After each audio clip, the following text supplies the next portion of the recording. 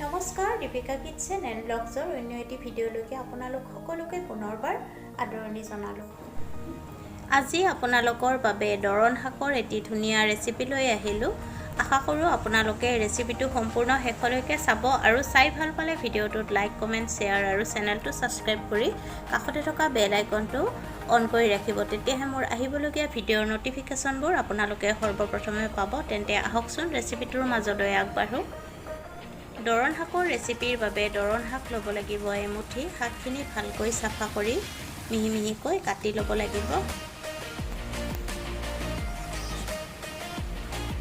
শাকখিনিৰ লগত ব্যৱহাৰ কৰিম মচুৰ দাইল এমুঠি ভালকৈ ধুই কোমলাই ল'ব।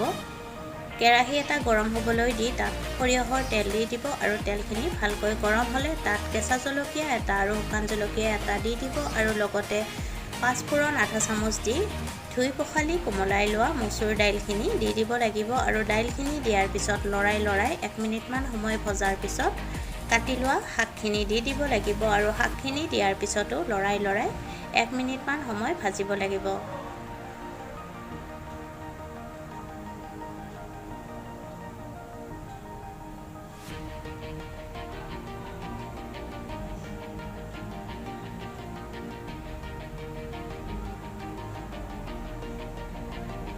এক মিনিট ভজাৰ পিছত সোৱাদমতে নিমখ দি দিব আৰু কলাখাৰ 3 চামুচমান দি দিব লাগিব।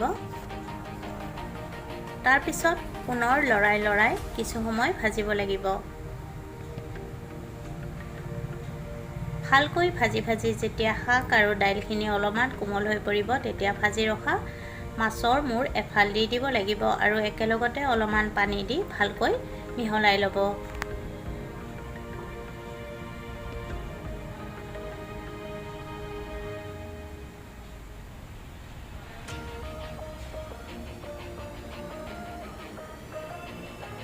মাছৰ মূৰটো অলপমান ভাঙি দিব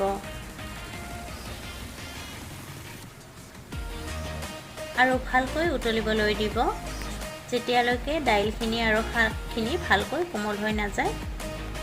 গেছৰ জুই মিডিয়াম ফ্লেমত ৰাখিব আৰু ভালকৈ উতলিবলৈ দিব।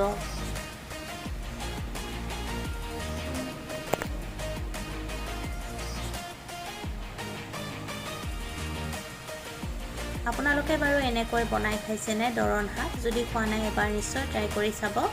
ভালকৈ উতলি যেতিয়া শাকখিনি কোমল হ'ব আৰু দাইলখিনিও সিজি যাব তেতিয়া গেছৰ জুই নুমাই থ'ব আৰু নমাই গৰমে আপোনালোকে এই ৰেচিপিটো ভাতৰ লগত পৰিৱেশন কৰিব। মোৰ এই দৰন শাকৰ ৰেচিপিটো চাই যদি আপোনালোকৰ ভাল লাগিছে তেন্তে ভিডিঅ'টোত লাইক, কমেণ্ট, শ্বেয়াৰ আৰু চেনেলটো ছাবস্ক্ৰাইব কৰি কাষতে থকা বেল আইকনটো অন কৰি ৰাখিবলৈ একেবাৰেই নাপাহৰিব। পুনৰ উপস্থিত হ'ম আন এটি নতুন ৰেচিপি ভিডিঅ'ৰ সৈতে। আজিলৈকে আহিলোঁ। ভিডিঅ'টো শেষলৈকে চোৱাৰ বাবে আপোনালোকক বহুত ধন্যবাদ জনালোঁ।